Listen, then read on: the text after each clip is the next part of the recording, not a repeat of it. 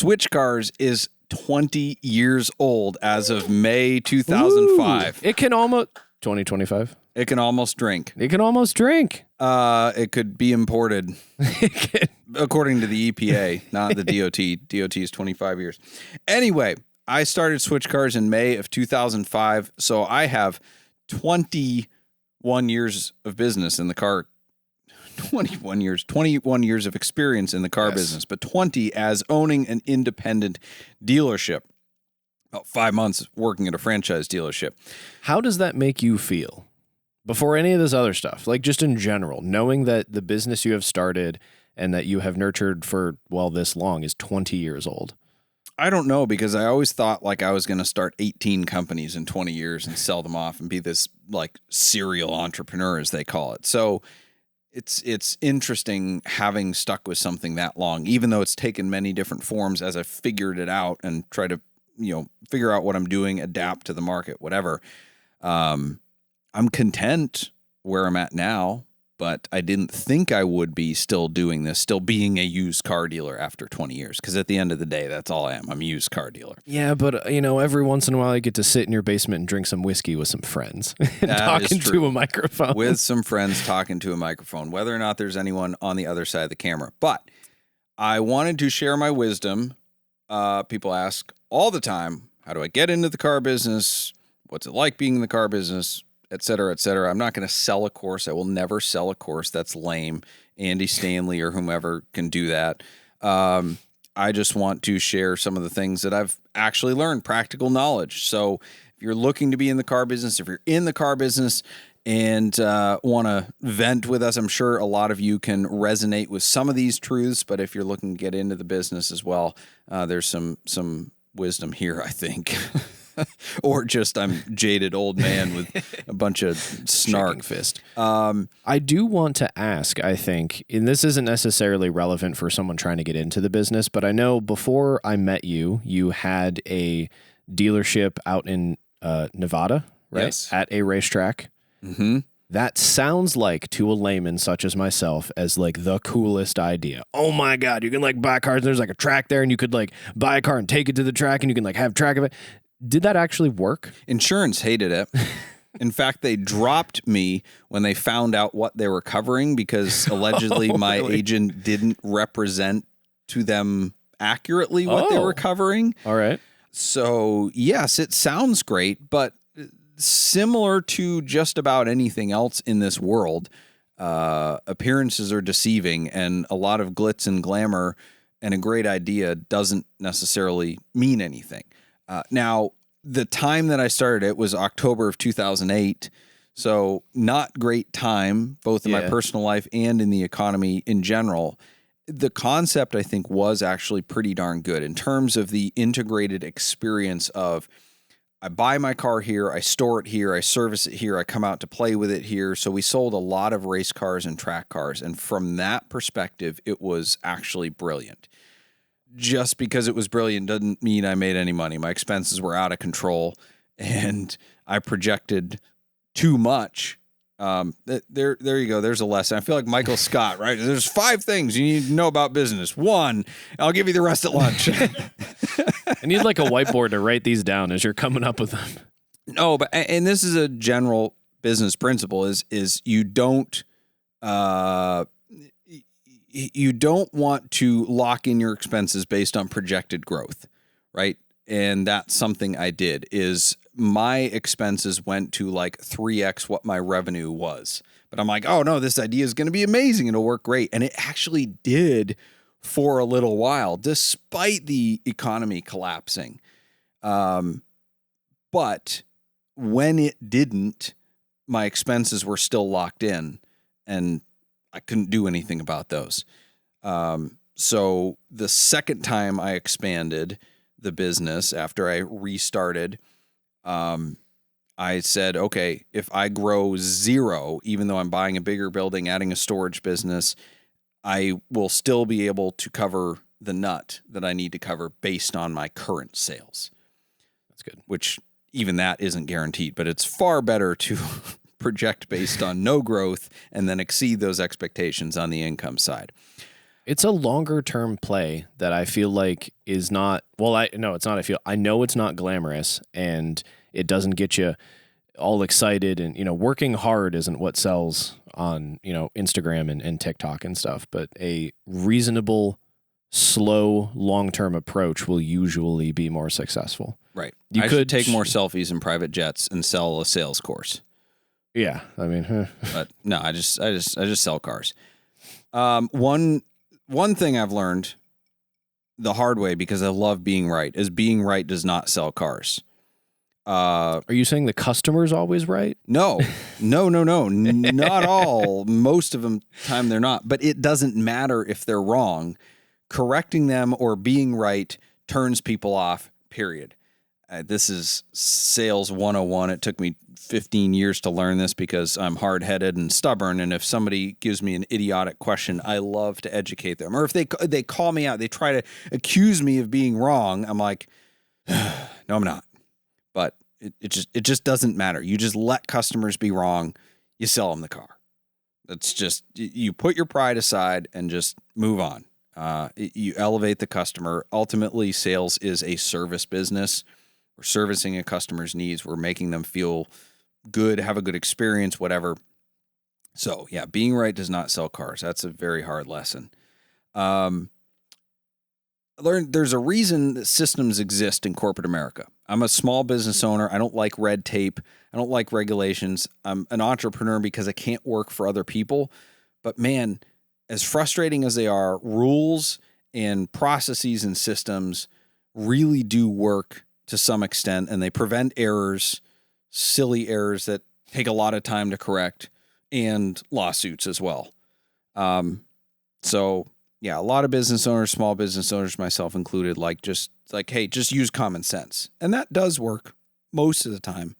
But the more you grow, the more employees you have, can't expect everybody to use common sense. And you have to put in place rules and systems and stuff like that. And you need to start thinking about what will ensure that everybody is successful, not just the people with the right common sense or the common sense you expect or the experience you expect. How can we as a group be successful? Yep. And it's a lot more difficult to think about a lot of other people with diverse backgrounds and experiences and making sure that they can all kind of play their part in your machine. Yep. I've learned that truth is less profitable than not truth. Well, so I wanted to ask you about this because we have talked about this. There is plenty of people on the internet that will kindly excuse certain parts of a car's history in some listings, and it happens all over the place. But I know that you guys tried, to represent as honestly as you can what you have, and that has to be difficult. You probably lose sales. I think it's the right thing to do, but haven't you been tempted at some point to just be like, I can make a lot more money if I do this? Yes and no. I think that the greater difficulty is not the temptation to be less than truthful. It's where is the line between truth and too much information? Because some people don't want to know, and there's some information that is not relevant. There's people on one side that are like, you should disclose every single scratch, and this was painted, and blah, blah, blah. And I'm like, some people don't know and don't care and never want to know because they don't know what paintwork is or what it means. And if you tell them that, then they just get in their own heads, whereas they could own the car for 10 years and not care. Now, that's a sliding scale because then there's people with GT3 RSs who really want original paint and original engine and stuff, and people know that they want that and convince them that it is or omit details that they know. And I think that's definitely egregious because they profit greatly off of that. But then there's a sense of, I remember a long time ago, I was trying to find a Ferrari 430 for a good customer of mine. He was so picky. And so I found him a great car, but the underside of the front end was scraped, as they all are. And I sent him pictures of it, and I'm like, it's easy. We can touch it up. No big deal. That detail killed the sale because he couldn't get over it. And he bought a car from a local dealer that does sell good cars, but I guarantee you that the car he bought had the front bumper painted to correct those things, or he just didn't look underneath. And so it was one of those things where I didn't want to be dishonest. I knew my customer, but I gave him too much information. Was it material to the condition of the car or the history? No. A front bumper scrape on a low car does not mean it's bad, but he got in his own head and couldn't get over it. So that's been the tough line to walk of 100% honesty, but not too much information. Well, yeah. And it's like, I've talked to yourself and a few of our friends about like, pretty much you should just go into looking at a GT3 assuming it's had paint work. Yep. If you go in with that, it's a surprise if it hasn't been, or, whatever. But like, or just not care. Yeah. Or just like, yeah, I'm going to drive it. It's drive fine. your car, so who cares? Yeah. Let's see. Here's a couple funny ones. When a customer says, I could pay cash, but that means one, either I have a 500 credit score and definitely can't pay cash and won't get finance, or I'm so buried on my trade and I'm definitely not going to pay cash. I've had that so many times. People bring in trades and they're like, I'm curious what you give me for this. It doesn't need to be part of the deal. I can just pay cash. And I give them a number they don't like on their trade. And they're like, okay, well, we're not going to do the deal. I'm like, well, I thought you wanted the car and you could pay cash. Yeah, well, but that number sucks on my trade. Like, but you said they were different parts of the deal. It's got to be some sort of like posturing. Like people want to feel like they're capable of just like they need to impress you almost. Not necessarily because you're some like internet celebrity, but because you are the person that like has this item that they want to purchase. They feel some need to be like, no, I could just buy that. Like, no, it's fine. I don't need financing. It's totally posturing. Like, it's so weird. Totally posturing. And then they get upset when they get declined. Like, it's some surprise. I'm like, bro, you gave 3 cars back to the bank. They're not going to give you another loan. Oh, what? Huh? Well, you said you could pay cash, so you want to just wire us money? Well, I got to move some money around. It's in some places. Like, I don't know. It's so weird. Yeah. The I could pay cash, but is a huge red flag. Another thing that I've wanted to talk to you about, I think, I talked to, so I'm in like the software development field, and I talked to some software developers when I was in high school, and they told me that you're not going to want to mess with computers anymore. You're not going to want to like play around and tinker with a lot of things because you do this for work. Like playing with computers was a hobby for me. I still like play video games, but it's way less of a hobby now. I really don't want to do it. How has that been for you? Because we are friends. We met originally because of cars, and you still participate in the car scene and you love cars and you're passionate about them. How have you kept that when you live and breathe it every day for work? Honestly, I changed the market that I'm in, and I like that question. You can have a business in something that you love, and you can also have a hobby. The phrase, if you love what you do, you'll never work a day in your life, is complete and utter hogwash. You can do business in what you love, but I would say don't confuse business and a hobby. Don't be in the exotic car business because you love exotic cars. I did that for a long time, and then I refined the business into lower end sports cars because they made more money. And I separated my passion for what I loved for essentially the business end of the business. As I'm going to run this as a business. So I would say you don't sacrifice profit for passion. You can have a business in something you love, but don't let one influence. Well, don't let passion influence profit. Let profit come first. And I essentially moved down market in cars, but then I said, well, I'll buy the cars that I'm passionate about with that increased profit. So I segmented my business more as a business. And I said, here's my hobby over here. The cars that I want, I'll buy with my money, as opposed to like pretending that it's part of the business, but it really isn't. Well, and I feel like a lot of people get into the car business because it seems like a magical way to suddenly have access to all the cars they love and to have a facility full of car. And full could be a handful or 10, 20, it doesn't matter. Full of cars that they're like, oh, this is awesome. Sure. All it means is you don't have to pay sales tax. That's all it means. Doesn't magically give you wholesale anything. You still got to have the contacts. You still got to know how to buy. You still got to know how to not get screwed. Another thing I've learned, The more a buyer assures me that they are buying the car verbally, the less likely they are to buy. People come in, this is a car for me. This is a perfect car. I'm buying it. Don't sell it to anyone else. Oh, crap. You want to leave a deposit? Well, my credit card, I got it. It's $500, man, on a credit card. This is a $100,000 car. Yeah, well, my mom and let's work out financing. I could pay cash, but this is my car. I'm buying this car.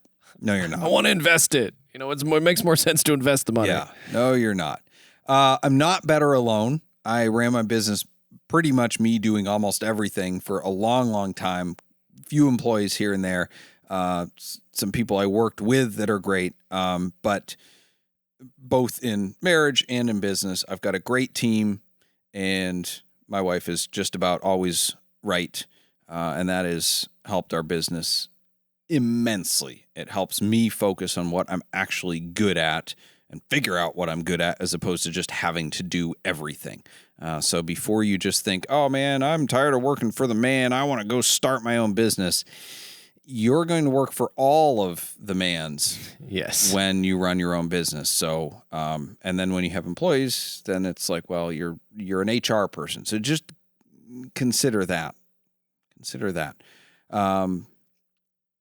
Let's see. Last one. I feel like this is a segment all by itself, or sub-segment, like the wall of shame. We get crazy inquiries.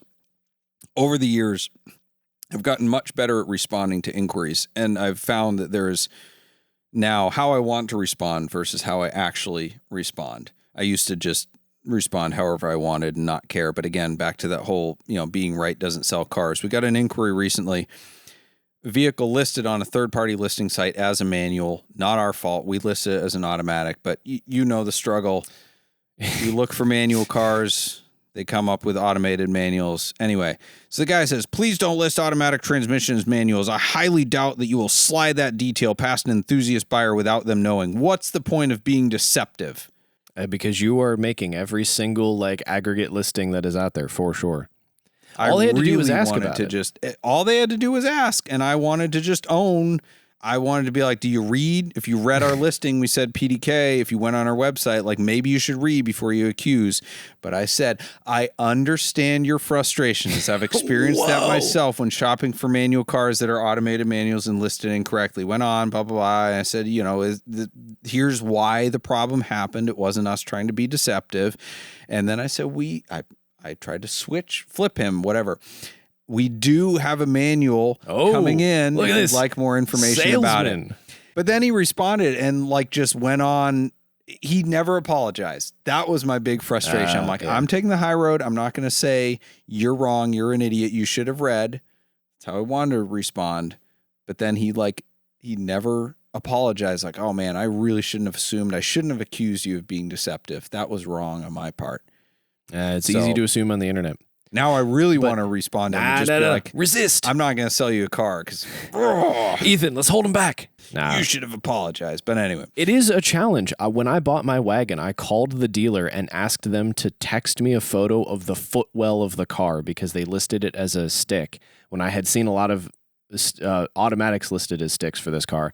And I was like, I will buy the car at your price if you just send me a photo of the footwell. They're like, well, it's in the detail shop about it, but it's a pain. You can't trust any site. You can't.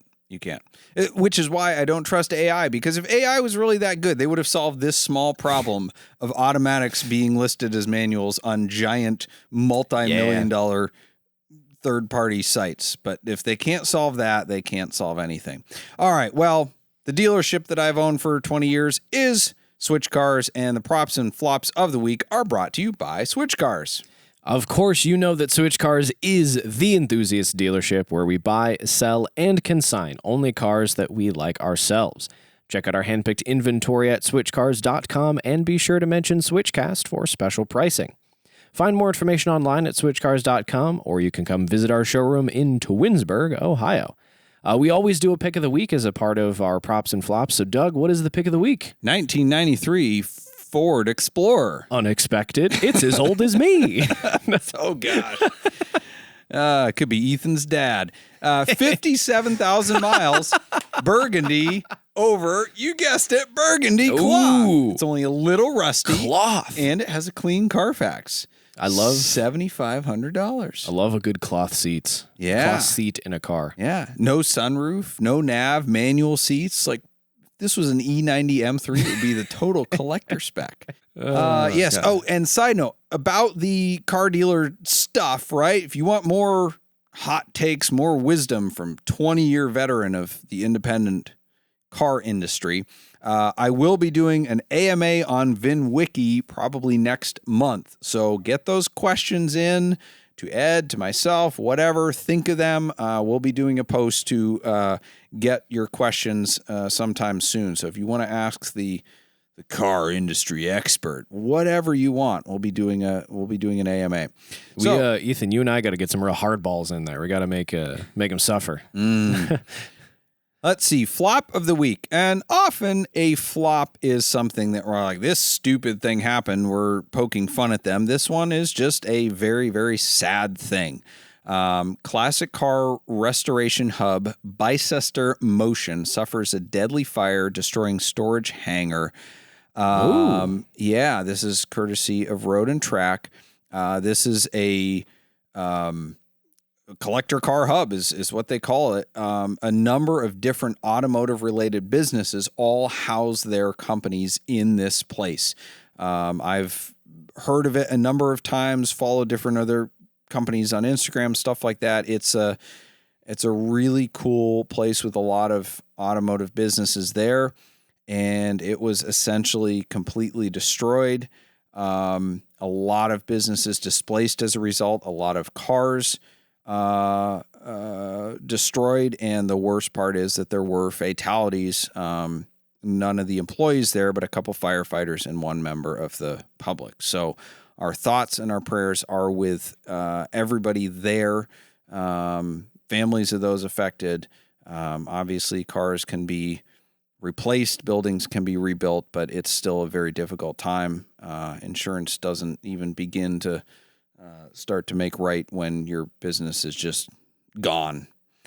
So yeah, sad time. Our thoughts are with everybody there affected. Something I have bad dreams about happening to our place. Seriously. It's just, yeah, that's a tough time. So in a more positive note, prop of the week goes to Mitchell Corman, who's a past client of ours. He took his Audi R8 on a 10,000-mile road trip from Ohio to the Arctic Circle and back. Nice. Yes. So much better than my car. Only has 200 miles and it still has the original tags from the manufacturer in the glove box. So he probably had to get an oil change up there somewhere, like in Alaska or something. So the dude is quite handy. He buys somewhat rough cars and works on them, does all the service, fixes them up, stuff like that. The reason we met him was we got a Testarossa on consignment. It was okay, and he bought it from us, and he was going to do all the service and remove the aftermarket stereo, but he's since gone through a number of other cars that he's restored. This Audi R8 is one of those. And I got to hand it to anyone who goes out and drives their cars and makes life happen in their cars. His journey is documented well on his channel on YouTube at Mitchell Corman. I won't spell that for you, but it will be in our video notes. Okay. So there you go. We're back. Thank you for being with us for season 6. We got more to come. We look forward to spending the rest of the year with you. Thank you for joining us for Switchcast with Doug Tabbitt and Tyler Sanders, produced by Ethan Huffnagel. Switchcast is an automotive entertainment and opinion show, and nothing we say should be taken very seriously. We do not give tax, investment, legal, emotional, or professional advice, and the only licenses we hold are driver's licenses. The opinions expressed on this show are exclusively held by the people pontificating at that moment and do not reflect the values of our producers or sponsors. Our theme music is provided by Emily and Ivory. You can stream their full album on Spotify or SoundCloud. If you like this show, you can stream it in its entirety on your favorite audio podcast platform. Check out switchcast.live for more info.